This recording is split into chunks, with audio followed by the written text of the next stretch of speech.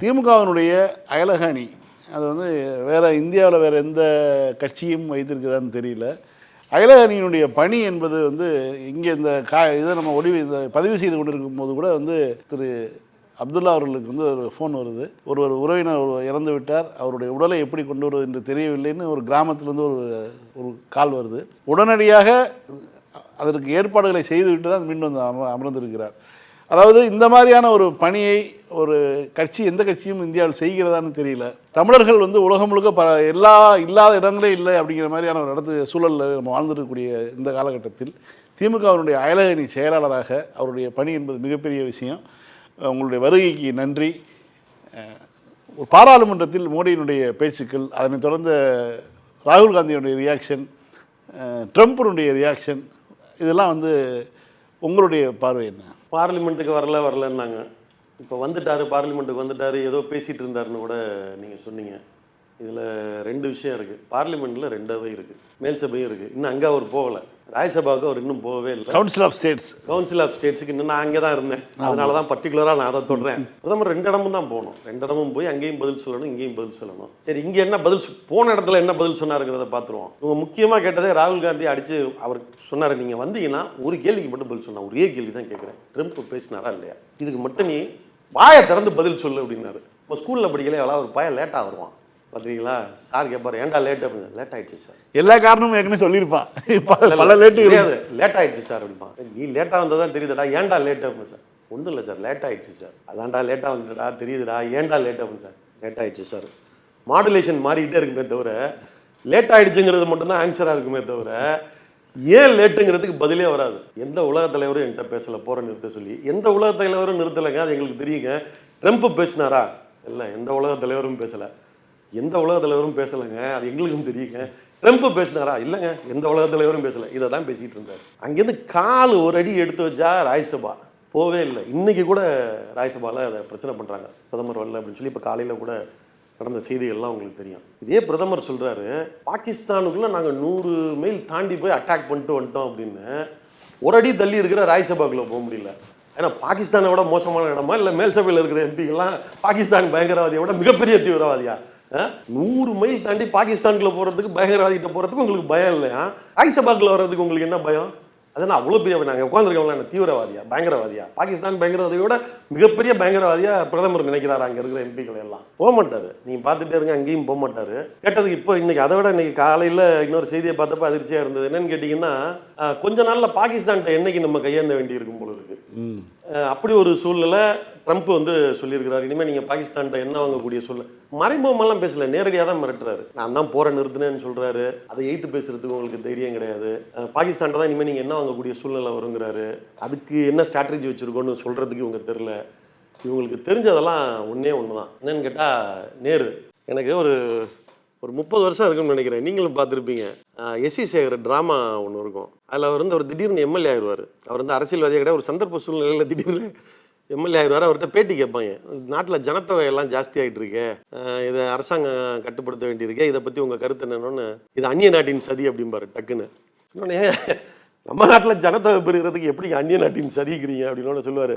இல்லை, எந்த கேள்வியாவது பதில் தெரிலன்னா தலைவர் இதை தான் சொல்ல சொல்லியிருக்காரு அப்படிம்பாரு. எனக்கு அந்த காமெடி தான் ஞாபகம் வருது. எதுவுமே தெரிலன்னா உங்களுக்கு ஒரே வர நேரிட்ட போய் நின்ற வேண்டியது. ஆனால் அந்த நேரு எப்படி இருந்தார் தெரியுமா உங்களுக்கு? முதல்ல நேரு அமெரிக்காவுக்கு போகிறது 1949. 47 இந்தியா சுதந்திரம் அடைஞ்சு அங்கிட்ட கிட்டத்தட்ட ஒரு 1.5 ஆண்டுகளில் அவர் வந்து அமெரிக்காவுக்கு போகிறாரு. அன்றைக்கு இந்தியாவோட சூழ்நிலை எப்படி இருக்குன்னு கேட்டிங்கன்னா, சப்பி புழிஞ்சு துப்புன மாங்கொட்டை வெள்ளைக்காரன் எல்லாத்தையும் எடுத்து போட்டு நின்ன ஒரு வறுமையில் இருக்கும். வறுமையான தேசம், வறுமையிலே கொடும் வறுமையில் இருந்த ஒரு தேசத்தோட தலைவர் அவர் ஆகுறாரு. அந்த தேசத்தோட தலைவர் போய் அங்கே இறங்குறாரு. அமெரிக்காவில் இறங்குறப்ப ஜனாதிபதி ட்ரூமேன் வந்து ஃப்ளைட் வாசலில் வந்து ரன்வேல நின்று நேருவை கூட்டி போகிறார். இன்றைக்கு எத்தனையோ உலக தலைவர்கள்லாம் வர்றாங்க போகிறாங்க. இவர் ட்ரம்ப் வந்தால் மட்டும்தான் அவர் ஏர்போர்ட் போவார். இப்போ ஒரு 3ஆம் உலக நாடுகளில் ஆப்பிரிக்காலேருந்து ஏதாவது ஒரு அதிபர் வந்து இவர் போய் வரவேற்ற ஏதாவது பார்த்துருக்கீங்களா? வாய்ப்பே இல்லை. ஆனால் இன்னைக்கு ஆப்பிரிக்காலேருந்து ஒரு வறுமையில் இருக்கக்கூடிய ஒரு ஆப்பிரிக்க தேசத்துலேருந்து ஒரு அதிபர் வந்தால், இந்தியாவுக்கு வந்தால் என்ன நிலைமையோ அந்த நிலைமை தான் அன்னைக்கு இந்தியாவுக்கு. அப்போ அந்த நாட்டோட அதிபரை போய் ட்ரூமேன் நின்று கூப்பிடுறாருன்னா அதான் நேரோட ஆளுமை, நேரோட இமேஜ். போய் கூப்பிடுறாரு. நேரு எதுக்கு போறாருன்னா சுற்றி பார்க்கறதுக்கு போல வர மாதிரி. இந்த தேசத்தை உலகின் வலிமையான தேசமாக மாறணும். ஒரு மாபெரும் கனவோட 15 வருஷம் ஜெயிலில் இருந்து இந்த நாட்டுக்கு சுதந்திரம் வாங்கி கொடுத்த நேரு. சும்மா இவங்கள மாதிரி வெறும் கோட் சூட் போட்டுக்கிட்டு நாட்டுப்பற்று பேசின நேரு இல்லை, நாட்டை உருவாக்குன நேரு. சரிங்களா? திரும்ப எனக்கு இதெல்லாம் நினைச்சா வைத்தறிச்சலா இருக்கு. இந்த படம் அது என்ன உதயகீதம் படமா?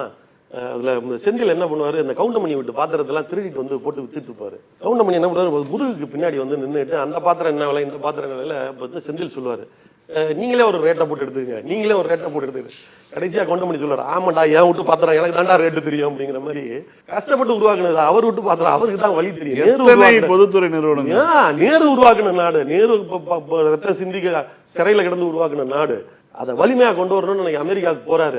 போயிட்டு பெரும் பெரும் தொழில்களை எல்லாம் அங்கேருந்து உதவி வாங்கிட்டு வரணும், டெக்னாலஜி வாங்கிட்டு வரணும்னு போறாரு. போனப்ப ட்ரூமேன் ஒண்ணு தான் கேட்கிறாரு, எனக்கு ஒரு பேஸ் ஸ்டேஷன் வந்து எனக்கு கொடுத்துருங்க, காஷ்மீர்ல கொடுத்துரு, நான் எல்லாத்தையும் செஞ்சு தரேன்ட்டு போடான்னு எந்திரிச்சு வந்துட்டாரு.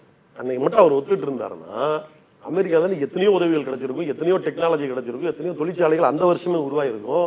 ஆனால் அவர் பாத்தீங்கன்னா அதை மறுத்துட்டு அவர் இந்தியா ஒரு தென்கொரியாவாக மாறி இருக்கும். ஆனா அதை மறுத்துட்டு வந்த நேரு, சரிங்களா, நாட்டை பெருசா நாட்டை நேசிச்ச நேரு, அவ்வளவு பெரிய ஆர்மியில் இருந்த நேரு, அவரை பத்தி பேசுறதுக்குலாம் உங்களுக்கு தகுதியே கிடையாது. அதன் பிறகு 1956 அவர் இதுக்கு போறாரு, ரஷ்யாவுக்கு போறாரு. ரஷ்யால போய் அதுக்கப்புறம் தான் பாத்தீங்கன்னா பொதுத்துறை நிறுவனங்கள்லாம் அவங்க உதவியோட வாங்கி ஃபிலாய் இரும்பு எக்காலை முதல்ல இரும்பு எக்காலைக்காக தான் அவர் அமெரிக்கா போனது.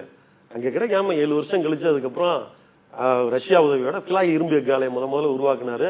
அந்த கான்செப்ட் எல்லாம் பார்த்துட்டு வந்து தான் பொதுத்துறை நிறுவனங்கள் எல்லாம் பெருசா உருவாக்குன அந்த நேரு.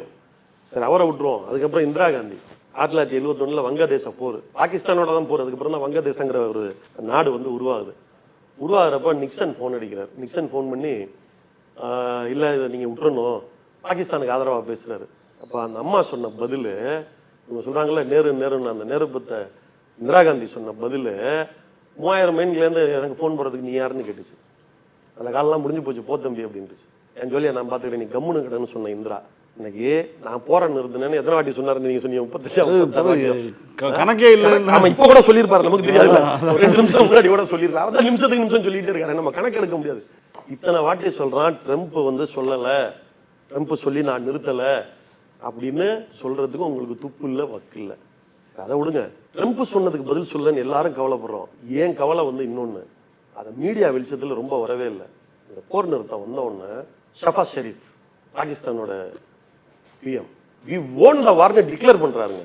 பாகிஸ்தானோட நமக்கு 3 வாரம் நடந்திருக்கு, ஏற்கனவே 2 வாரம். அதுக்கப்புறம் கார்கில் டான் பத்திரிகையினுடைய தலைப்புச் செய்தியாக கணக்கற்ற சீஸ்ஃபயர் அவர் வந்து டிக்ளேர் பண்றாரு, இந்த வாரில் நாங்க ஜெயிச்சிட்டோம். அசிங்கமா இல்லை? உனக்கு அசிங்கமா இல்லை, எனக்கு அசிங்கமா இருக்கு, எனக்கு கேவலமா இருக்கு. நான் இந்த நாட்டோட குடிமகன், பக்கத்துல சண்டை போட்டோம், 3வது நாட்டோட அதிபர் நிறுத்தினு சொல்றான், அதுக்கு பதில் சொல்ல மாட்டேன்ற. யார் கூட சண்டை போட்டு அவன் ஜெயிச்சிட்டேன்னு சொல்றான். என்ன நீ அதுக்கு இன்னும் பதில் சொல்ல? நீ சொல்றது போயிடா, எங்கடா ஜெயிச்சோம், எங்கடா ஜெயிச்சேன்னு சொல்ற, நான்லடா ஜெயிச்சேன்னு இன்னைக்கு வரைக்கும் அதிகாரப்பூர்வமா இந்தியாட்ட பதில் கிடையாது. யாருமே கேள்வி கேட்கல இது வரைக்கும். ஊடகங்கள் எல்லாம் உங்க கையில இருக்கிறதுனால அந்த செய்தியே வெளியில வராம பெருசா மறைச்சா. நீங்க சொன்ன மாதிரி அயல்நாட்டு பத்திரிகைகளையும் பாகிஸ்தான் பத்திரிகைகளையும் தலைப்பு செய்தியா வந்துட்டு இருக்கே தவிர, நம்ம பத்திரிகைகள் மாதிரி தினமலர் மாதிரி யார் வச்சிருக்கா? பெரும்பாலும் அவங்க கையில தானே இருக்கு. அதை யாரும் பெருசா செய்தியாக்கி அதை கொண்டு போகாமலே ரொம்ப கவனம். மீடியா மேனேஜ்மெண்ட்லாம் அவங்களை மிஞ்சவே முடியாது, உங்களுக்கு தான் தெரியும். இல்லை, மகாராஷ்டிராவில் மகளிர் உதவித்தொகை நிறுத்தத்துக்கு மகளிர் உதவித்தொகை நிறுத்தம் அப்படின்னு பெரிய செய்தியை போடுறாங்க. எந்த ஊர்லயே போட மாட்டாங்க, இப்படிதான் போடல. ஊடகங்களோட முறையா பாகிஸ்தான் வந்து டிக்ளேர் பண்ணிருக்கு, இந்தியாவோட ஒரு நம்ம வந்து ஜெயிச்சிட்டோம் அப்படின்னு சொல்லி டிக்ளேர் பண்ணிருக்கு. இந்த அசிங்கத்துக்கெல்லாம் வந்து எந்த விதத்துல இன்னைக்கு வரைக்கும் பதிலே இல்லை. இது வரைக்கும் நடந்த எந்த போரிலும் இந்தியா பாகிஸ்தானும் தோத்ததே கிடையாது. முதல் முறையா இது ஒரு அசிங்கம். அதே மாதிரி நம்ம சாயண்ண சொன்ன மாதிரி இந்த ஆப்ரேஷன் சிந்தூர்னு பேர் வச்சு இதை கரெக்டாக இந்து முஸ்லீம் டிவைடாக தான் யூஸ் பண்ணுறதுக்கான வேலையை பார்க்குறேன். இதுக்கு இன்னொரு ஒரு முக்கியமான உதாரணம் என்னன்னு கேட்டிங்கன்னா, ராஜ்நாத் சிங் இந்த நாட்டோடைய பாதுகாப்பு அமைச்சர். பாதுகாப்பு அமைச்சர்னா வரவணை செந்திலுக்கும் அவர் தான் பாதுகாப்பு அமைச்சர், எனக்கும் அவர் தான் பாதுகாப்பு அமைச்சர், ஜோதிக்கும் அவர் தான் பாதுகாப்பு அமைச்சர். இறந்தவங்க பேரெல்லாம் பார்லிமெண்ட்டில் சொல்கிறாரு. ஒரு முஸ்லீம் ஒரு கிறிஸ்டின் இறந்து போனான்ல, அந்த குதிரை ஓட்டி, அவன் தான் நிறைய பேரை காப்பாற்றுவான். அவன் பேரை சொன்னாரா? சொல்லல. உயிர்னா எல்லாம் தாங்க உயிர், எல்லாரும் தான் உயிர். அங்கே இறந்தவங்க எல்லாரும் இந்தியர்கள் தான். மற்றதுக்கெல்லாம் இந்தியாங்கிறீங்க, இந்தியருங்கிறீங்க, அவன் 2 பேர் இந்தியர் இல்லையா? திரும்ப சொல்றாங்க, அது என்னங்க நீங்க முஸ்லீம் பேரை மட்டும் விட்டுட்டு சொல்றீங்கன்னா, உங்களெல்லாம் மறந்துட்டு கூட சொல்லியிருக்கலாமோ, நம்மளால சந்தேகத்தின் பலனை கொடுக்குறாங்க. சரிங்களா? அப்பயும் சொல்லலை. அப்போ இது எல்லாமே இது வந்து ஒரு அரசியலாக தான் பார்த்து எல்லாமே பண்றாங்களே தவிர, இந்த நாட்டை ஆளுவதற்கான தகுதியோ திறமையோ இல்லாத ஒரு கூட்டத்திடம் நாம் சிக்கி கொண்டிருப்பது இதை விட அசிங்கம் எதுவுமே இல்லை. இது போட்டோம். இன்னொரு விஷயம் கேட்டீங்க, நம்ம கீழடி இது சம்மந்தப்பட்ட தமிழ்நாட்டுக்கு அவங்க பண்ணக்கூடிய விஷயம் இதெல்லாம் கேட்டீங்க. திரும்பவும் நான் சொல்றேன், ஒரே நாடுங்கிறாங்க, இந்தியர்களுங்கிறாங்க, இந்தியர்களோட பெருமைங்கிறாங்க, நாமெல்லாம் இந்தியர்களாக உணரணும்னு சொல்கிறாங்க. கேட்குறப்ப நல்லா இருக்குது. கீழடி எங்கே இருக்குது? பாகிஸ்தான்லேயே இருக்குது. எங்கே இருக்குது கீழடி? எங்கே இருக்குது? மதுரையிலேருந்து 8 கிலோமீட்டர் இந்தியாவில் இருக்குது. நீங்கள் மதுரையை விட்டுருங்க, மதுரை மட்டும் என்ன பாகிஸ்தான்லையா இருக்குது? இந்தியாவில் தான் இருக்குது. இந்தியாவில் தான் இருக்குது. அப்போ கீழடியில் ஒரு பெருமைனா அது உனக்கு பெருமை இல்லையா? அவ்வளோ பெரிய நாகரிகம், இரும்பு காலம், இதுக்கெல்லாம் முன்னாடியிலேருந்தே இருந்திருக்குங்கிற ஒரு ஆதாரம் வருது. உலக நாடுகள்லாம் என்ன சொல்லுவோம்? நாகரிகம் இந்தியாவில் தோன்றுச்சுன்னு தான் சொல்ல போகுது. இது உனக்கு பெருமை தானே. அதை உன்னால் தாங்கிக்க முடியல, மறைக்கணும்னு நினைக்கிறீங்கன்னா அப்போ நீ என்னை யாரா நினைக்கிற? நீ என்னை யாராவோ நினச்சிக்கிட்டு நீயே உன் கூட சேர்த்து என்னைய நினைக்க சொல்கிற. நீ முதல்ல அதுக்கு தகுதியாக இருக்கியா? எல்லாரும் ஒன்றா என்ன வையின்னு சொல்கிறல்ல. நாங்கள் ரெடி. இப்போ வரைக்குமே அப்படி தான் இருக்கோம். என்ன அழகாக சொன்னார். இது வரைக்கும் போரில் வந்தப்பெல்லாம் அதிகபட்ச நிதி தமிழ்நாடு தான் கொடுத்துருக்கு. நம்மளை எவனும் ஜெயிக்கவே இல்லை. அதில் நம்ம 100 ரூபா கொடுத்தா 2வது மாநிலம் எதுன்னு பார்த்தா 50 ரூபாயா இருக்குது. நம்ம 100 ரூபா கொடுத்துருக்கோம். அடுத்த மாநிலம் எவ்வளோ? 99 ரூபா. செகண்ட் வந்தவர் 99 ரூபா இல்லைங்க, செகண்ட் வந்தவர் 50 ரூபா. 50 ரூபா. இத்தனைக்கும் எந்த நாட்டினுடைய எல்லைப்புறங்களும் வந்து தமிழ்நாடு பிரச்சனையே நம்மளோட ஒட்டியே இல்லை. நமக்கு ஒரு பெரிய பிரச்சனையே இல்லை. நமக்கு பக்கத்தில் இருக்க நாடு நம்மளை அடிக்கிற அளவுக்கான பெரிய நாடும் இல்லை. நம்மளோட ஒட்டி இருக்கக்கூடிய கீழே இருக்கக்கூடிய நாடும் நமக்கு சமமான நாடும் இல்லை. நமக்கு பயம் இல்லை. இருந்தாலும் நம்ம பங்களிப்பு எவ்வளவு வீரர்கள் இங்கேருந்து எவ்வளவு நிதி போர் நடக்கிறப்ப எல்லாம் அதிகபட்சம் உச்சக்கட்ட நிதியை நாங்கள் தர்றோம். நாங்கள் இந்தியராக தான் நினைக்கிறோம். நீ நினைக்கிறியா? ஆனால் நீ தான் சொல்லிட்டு இருக்க எங்களுக்கு தேசிய உணர்வு இல்லை, தேசிய உணர்வு இல்லைன்னு. நாங்கள் நினைக்கிறோம், நீ நினைக்கலையே. அப்போ இங்கே கிடைக்கக்கூடிய ஒரு பெருமையை இந்தியாவோட பெருமையாக நினைக்காம தமிழ்நாட்டோட பெருமையாக நினைக்கிறோம். இதை தான் நாங்கள் ஆரிய திராவிட போர்னு சொல்லிக்கிட்டே இருக்கோம். இதை தான் நாங்கள் காலங்காலமாக சொல்லிட்டு இருக்கோம். காலங்காலமாக உனக்கு எனக்கும் சண்டடா, அவா வேற இவா வேற, நாங்கள் இதை தான் சொல்கிறோம். என்ன ஜென்மம் ஆனாலும் நீ வந்து இப்படி தான் இருப்ப, நீ திருந்தவே மாட்ட. என்ன, நாங்கள் நல்லா தான் இருக்கோம். திருந்த வேண்டியது நீ தான், நாங்கள் இல்லை. எங்களை திருந்த சொல்லாத. அவருடைய பயணத்தின் மூலமாக அதனால் ஏதாவது விளைவுகள் இருக்குன்னு அவர் நம்புறாரா? இல்லை எந்த அடிப்படையில் அவர் வந்து ஏற்கனவே 2019 தேர்தலின் போதும் சரி, 2021 தேர்தலின் போதும் சரி, ராஜீவ்காந்தி 89 பயணம் பண்ணதை விட மிக அதிகமான பயணங்களை வந்து மோடி மேற்கொண்டார். இப்போ மீண்டும் ஆரம்பிச்சிருக்காரு, தமிழ்நாட்டுக்கு வர ஆரம்பிச்சிருக்காரு. இந்த பயணங்களால் எந்த பயணம் இல்லைன்னு 2 தேர்தலில் அவங்க வந்து பார்த்துட்டாங்க. இருந்தாலும் மீண்டும் வந்து ஒரு பயணத்தை தொடங்கியிருக்காரு. 2 தேர்தல்களால் பயன் இல்லை அப்படின்னா அவரை பொறுத்தல பார்த்தா சுற்றிக்கிட்டே இருக்கணும்னு நினைக்கிறாரு போல இருக்கு. உள்நாடோ வெளிநாடோ டெய்லி ஒரு டூர். சிதம்பரம், கங்கை கொண்ட சோழபுரம் போயிட்டு வந்துட்டு இப்போ திரும்ப திருவண்ணாமலை திருவண்ணாமலை இன்னும் பார்க்காத இடமா இருந்தா இவர் தான் மைனர் தான் நிறைய டூர் போயிட்டே இருப்பாரு. இவர் அவருக்கு கைடாக எனக்கு தெரிஞ்சு மோடி நம்மளுக்கெல்லாம் இருக்கால, எனக்கு தெரிஞ்சு அதிகமா பயணம் போனது. இன்னொரு உண்மையை சொல்லிருக்கோம்ல, மோடிக்கு ஈடா உலக நாடுகளை சுத்துனது இல்லை நீங்களும் ஒருத்தர். சரி, அந்த உண்மையை இந்த இடத்துல பதிவு பண்ணுங்க. தமிழர்கள் இருக்க இடத்துல நான் போன காரணம் வேற. உலகம் ஃபுல்லா தமிழர்கள் இருக்கிறாங்க, அவங்களுக்கு சங்கங்கள்ல பேசுறதுக்கு போறோம், கூப்பிடுறாங்க. நான் போறது ப்ரொடக்டிவா போறோம். நீங்க தான் சொன்னீங்க இந்த இது ஆரம்பிக்கிறதுக்கு முன்னாடி, நம்ம நிகழ்ச்சி ஆரம்பிக்கிறதுக்கு முன்னாடி கூட நாங்கள் உட்காந்துட்டு இருக்கல, சிங்கப்பூர்லேருந்து ஒரு ஃபோன் வந்து சூசைட் பண்ண கேஸ் அதுன்னு சொல்றீங்க. நம்ம போகிறது வேலையாக போகிறோம். இவர் எதுக்கு போகிறாரு, எதுக்கு வராருங்கிறது அவருக்கும் தெரியல, நமக்கும் தெரியல. ஒன்று வெளிநாட்டில் சுற்றுவார், அங்கேருந்து இங்கே வந்துட்டாருன்னா உள்நாட்டில் சுற்றுறாரு. இவ்வளோதான் வேலை. இல்லைன்னா மயிலுக்கு சோதிக்கிறது. மோடி போனதுலேருந்து இந்தியாவுக்கு வர FDI குறைஞ்சிக்கிட்டு தான் இருக்குது, எதுவுமே ஏறல. ஃபாரின் டைரக்ட் இன்வெஸ்ட்மெண்ட் வந்து பார்த்தீங்கன்னா 2014 படிப்படியாக குறைஞ்சி இருக்கிறதுலயே கம்மியான நிலைமைக்கு இப்போ நம்மளை கொண்டு வந்து விட்டார் மோடி. இதுதான் அவருடைய பயன். உள்நாட்டில் வளர்ந்துட்டோம் சாய், அதான் அவர் சொல்றாரு. ட்ரம்ப் சொல்லியிருக்காரு உள்நாட்டில் வளர்ந்துட்டோம், தண்ணீரை வளர்ந்துட்டோம்னு சொல்றாரு. நீங்க என்ன இப்படி குற்றம் சொல்லிட்டு இந்தியாவுடைய பொருளாதாரம் செத்த பொருளாதாரம்னு சொல்லி டெட் எக்கனாமின்னு சொல்லியிருக்காரு. அதை ராகுல் காந்தியும் ஆமோதிச்சிருக்காரு. உண்மையாலுமே நீங்கள் பொருளாதாரம் தெரிஞ்சிடும், நீங்கள் சொல்லுங்கள், இந்தியாவுடைய பொருளாதாரத்தினுடைய நிலைமை எப்படி இருக்குது? உண்மையிலே அப்படி தாங்க இருக்குது. உண்மையிலே நிலைமைகள் அப்படி தான் இருக்குது. இப்போ கூட பார்த்தீங்கன்னா சமீபத்தில் தகவல் தொழில்நுட்ப நிறுவனங்கள்லேருந்து பல்லாயிரக்கணக்கான வேலை இழப்பு. நம்ம வந்து இப்போ அதை பேப்பரில் ஒரு செய்தியாக கடந்து போயிடுறோம். இப்போ என்ன ஆயிருக்குன்னு பார்த்தீங்கன்னா, இப்போ இவங்க வந்ததுக்கப்புறம் இவங்க உருவாக்கின சில பொருளாதார கொள்கையினால என்ன ஆகிப்போச்சு அப்படின்னு கேட்டிங்கன்னா, ஒரு கடன்கிற சூழலில் யாருமே படித்து முடித்ததுலேருந்தே எல்லாருமே ஒரு இஎம்ஐ சூழலில் சிக்கக்கூடிய சூழலில் வந்து கடந்த 10 ஆண்டுகளில் வந்து பல மடங்கு வந்து பெருகிருக்கு. ஒரு 5 வருஷத்துக்கு முன்னாடி ஒருத்தர் டிசிஎஸ்லேயோ இல்லை வேறு ஏதோ ஒரு கம்பெனிலேயோ ஒரு இன்ஃபோசிஸ்லேயோ வேலைக்கு சேர்ந்துருப்பார். ஒரு 1.5 லட்சம் சம்பளம் வந்திருக்கும். சம்பளம் வந்தோடனே இனி லைஃப் ஃபுல்லாக இப்படி தான் இருக்க போகிறோங்கிற எண்ணம் ஃபஸ்ட்டு வந்துடும். மாதம் 1.5 லட்சம், சரி வீட்டு செலவுக்கு எவ்வளோ ஒரு 40,000 ரூபா கட்டிட்டா ஒரு ஃப்ளாட்டாக வாங்கிடலாமேங்கிற எண்ணம் வரும். வாங்கியிருப்பார். அதுக்கு வந்து ஒரு 20 வருஷம் டவுன் பேமெண்ட் இருக்கும். 5 வருஷம் தான் கட்டியிருப்பான். வேலை போச்சு, அடுத்து கிடைக்குமா இல்லையாங்கிறது தெரியாது. சரி, வேலை கிடைக்கிறதுக்கு 6 மாதமே ஆகட்டும், 6 மாதம் கழிச்சு வேலை கிடைக்கட்டும், 3ஆவது மாதமே அவருக்கு என்பிஏ ஆகி போயிடும். சரிங்களா? இப்போ வீடு வந்து ஜப்திக்கு வரக்கூடிய இந்த சூழ்நிலை வரும். பேங்க்குக்கு வட்டி போகிறது நிற்கும். சுழற்சி இதுக்கு சொல்ல வரேன். இது மாதிரி பைக் வாங்கியிருக்கலாம், கார் வாங்கியிருக்கலாம், அதுக்கு கட்ட முடியாமல் போகலாம். அப்போ பேங்கிங் செக்டார் வரிசைக்கு அடி வாங்க ஒரு பக்கம் ஆரம்பிக்கும். இதை தாண்டி இன்னொன்று நான் பாராளுமன்றத்தில் சம்மந்தமாக கூட பேசியிருக்கேன். என்னன்னு கேட்டிங்கன்னா, எப்படி எஃப்டிஐ வர்றது குறைஞ்சி போச்சு அப்படின்னு சாய் சொன்னாரோ, அதே மாதிரி பொதுத்துறை நிறுவனங்களில் டெபாசிட் குறைஞ்சிக்கிட்டே இருக்குது. ஏன்னா ஒரு வங்கி அப்படின்னா என்னன்னு கேட்டிங்கன்னா, வங்கியோட வேலை ரெண்டாக தான் இருக்கணும். ஒன்று செந்திலண்ணன் வரவண்ண செந்திலண்ணன் 1 லட்ச ரூபா வந்திருந்தாருன்னா வாங்கி நான் டெபாசிட் வாங்கிக்கணும். டெபாசிட் வாங்கிக்கிட்டு உங்களுக்கு அரை வட்டி கொடுக்கணும்.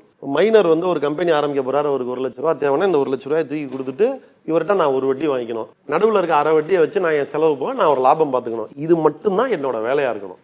ஆனால் பேங்க் இன்னைக்கு என்ன ஆகி போச்சுன்னு கேட்டிங்கன்னா, இதான் ஒரு பேங்க் மேனேஜரோட வேலை. உங்ககிட்ட டெபாசிட் தேடி பிடிக்க வேண்டியது, மைனர் மாதிரி யாருக்கு தேவையோ தொழில் ஆரம்பிக்கிற கொடுக்க வேண்டியது, இது மட்டும்தான் வேலை. இப்போ என்ன ஆகி போச்சு அப்படின்னு சொல்லி கேட்டிங்கன்னா, பேங்க் மேனேஜரு கோல்டு காயின் விற்கிறாரு, சரிங்களா, இன்சூரன்ஸ் விற்கிறாரு, அதுக்கப்புறம் பார்த்தீங்கன்னா மியூச்சுவல் ஃபண்டு விற்கிறாரு, எல்லா வேலையும் பார்க்குறாரு. இதுக்கு அவருக்கு ஒரு டார்கெட் வச்சிடுறாங்க. இந்த மாதம் நீ ஒரு 500 காயின் விற்கணும், மியூச்சுவல் ஃபண்டு இவ்வளோ பிடிக்கணும், அதை பிடிக்கணும், இதை பிடிக்கணும்னு வச்சுட்டாங்க. வெளியே டெபாசிட்டுக்கு டார்கெட் வைக்கல, இதுக்கு வச்சு விட்டாங்க. வச்ச உடனே இப்போ என்னன்னா, இப்போ உதாரணமாக நீங்கள் 1 லட்ச ரூபாயோட போகிறீங்கன்னு வச்சுங்களேன், போட்டால் மாதம் 500 ரூபா வரும், ஏதோ ஒன்று 1000 ரூபா கிடைக்கும், வட்டி கிடைக்கும், ஓட்டிகிட்டு இருப்போம், சாப்பிட்டு போகணும்னு நீங்கள் வந்து ரிட்டையர்ட் ஆகிட்டு அந்த காசை எடுத்துகிட்டு போகிறீங்கன்னு வச்சுங்களேன், நான் மேனேஜர் உட்காந்துருப்பேன், வந்து உங்களை மண்டையை கழுவிடுவேன். மண்டையை கழுவிட்டு நான் என்ன பண்ணுறது, இந்த மியூச்சுவல் ஃபண்டில் எவ்வளோ போட்டிங்கன்னா, இந்த இன்சூரன்ஸில் எவ்வளோ போட்டிங்கன்னா 10 வருஷம் கழிச்சு அவ்வளோ வரும், இவ்வளோ வரும், மாதம் 1000 ரூபா வாங்கி நீங்கள் என்ன பண்ண போகிறீங்கன்னு. பேங்க் மேனேஜர் படித்தவர் நல்லவர்னு நீங்களும் பண்ணிட்டு போயிருவீங்க. அது 10 வருஷம் கழிச்சு தான் தெரியும் அது என்ன லட்சணத்தில் இருந்துச்சுங்கிறது உங்களுக்கு தெரியும். அதை விட்டுருங்க. இதில் என்ன ஆகுதுன்னா, இப்போ டெபாசிட் குறைஞ்சிக்கிட்டே வருது. இது பொதுத்துறை நிறுவனங்களோட, பொதுத்துறை வங்கிகளோட டெபாசிட் குறைஞ்சிக்கிட்டே வருது. ஏன்னா உங்களை தான் நான் இங்கே டைவர்ட் பண்ணிடுறேன், கோல்டு காயின் வாங்க வச்சுறேன், எதை பண்ணிடுறேன், டைவர்ட் பண்ணி விட்டுறேன். இப்போ டெபாசிட் குறைய வங்கியினால புது தொழில்களுக்கு கடன் கொடுக்கறது குறையுது. இப்போ நாட்டினுடைய வளர்ச்சி பாதிக்குது, புது தொழில்கள் உருவாகிறது குறையுது, நாட்டினுடைய வளர்ச்சி மிகப்பெரிய டேஞ்சர் இது. நீங்கள் சமீப காலமாக டேட்டா எடுத்து பாருங்க, இவங்க வந்ததுக்கப்புறம் பொதுத்துறை நிறுவனங்களோட டெபாசிட் வந்து குறைஞ்சிக்கிட்டே இருக்குது. இந்த ஆபத்தை இன்னும் யாரும் பேச ஆரம்பிக்கவே இல்லை. நாடாளுமன்றத்தில் நான் பேசினேன், பகிரங்கமாக சொல்கிறேன், இந்த நொடி வரை நாடாளுமன்றத்துலேருந்து வெளியிலையும் வந்துட்டேன், முன்னாள் உறுப்பினர் ஆகிட்டேன். இந்த நொடி வரை நிதி அமைச்சரிடம் இருந்தோ கேபினெட் அமைச்சரோ இல்லை இணை அமைச்சரோ யார்கிட்டேருந்து இதுக்கு பதிலே இல்லை. அதாவது மோடியினுடைய வருகை, மோடியினுடைய நாடாளுமன்ற விளக்கம், மோடியினுடைய ஆட்சி, இவற்றை பற்றியெல்லாம் பேசுறதுக்காக நம்ம இந்த நிகழ்ச்சியில் இருந்தோம். ஆனால் இந்த நாடு போகக்கூடிய பாதை என்பது, இந்திய அரசு பாஜக கொண்டு செல்லக்கூடிய பாதை என்பது ஒரு முட்டுச்சந்து அப்படிங்கிற முடிவுக்கு தான் நம்ம வர வேண்டியது இருக்குது. உங்கள் அனைவரின் வருகைக்கும் நன்றி.